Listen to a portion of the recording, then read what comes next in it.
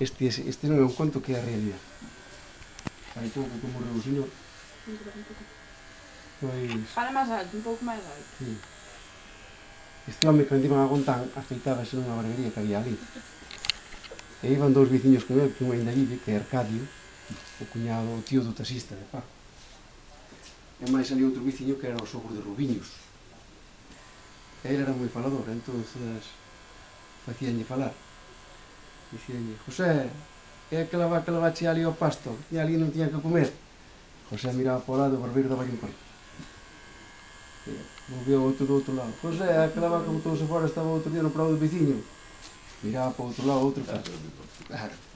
E despois, cando acabou, eran cortes pequenos, pero iba todo cortado.